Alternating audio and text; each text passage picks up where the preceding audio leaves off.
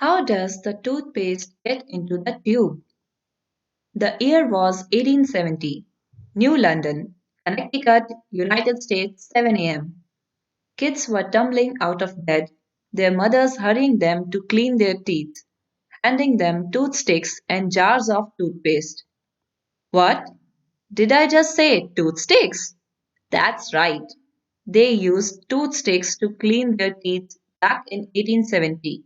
A toothstick was simply a twig with a frayed end. Some lucky kids had twigs with boar hair tied to one end for that extra shine. And what was that other thing that I said? Jars of toothpaste. That's right. Toothpaste tubes were not invented yet. They only had jars.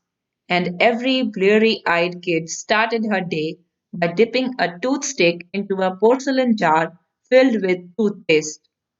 Actually, into the same porcelain jar that every other member of the family dipped their toothstick into, including that visiting grand aunt with yellow and black teeth, whose toothstick matched her teeth.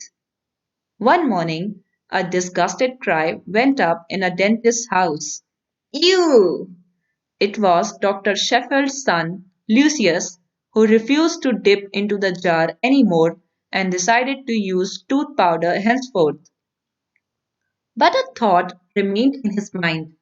There must be a better way to use toothpaste. A few years later, Lucius went to Paris to study the science of dentistry. There, he saw artists squeezing paint from metal tubes onto their paintbrushes. Why couldn't the same type of tube be used to hold toothpaste?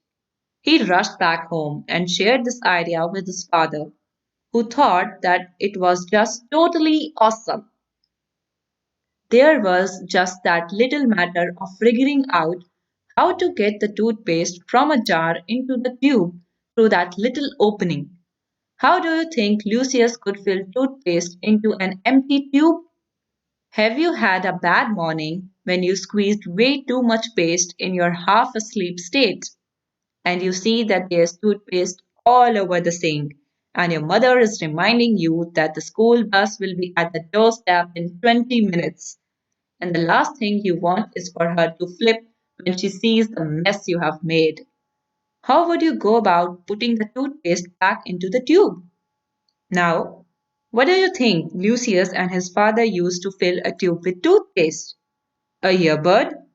Or a really tiny spoon? A toothpick? It was not as messy as you would expect because the way Dr. Sheffield and his team did it was without opening the cap. That's right. They kept the cap screwed on tight and opened up the other end. It's definitely easier to fill a tube from the larger end, especially if you have something to pump the paste with, like a syringe. After that, all you have to do is seal the end tight so that the paste will not leak. Today, toothpaste tubes are filled with machines. All the empty tubes are lined up on a conveyor belt with their caps downwards and the unsealed end pointing up. A big container filled with toothpaste is fixed above the conveyor belt. From a nozzle at the bottom of the container, the toothpaste is let into each of these tubes as they move along the conveyor belt. But the paste is not filled all the way to the brim. About half an inch is left so that it can be sealed. Now the tube is ready to be squeezed. Ancient Indian wisdom for good teeth.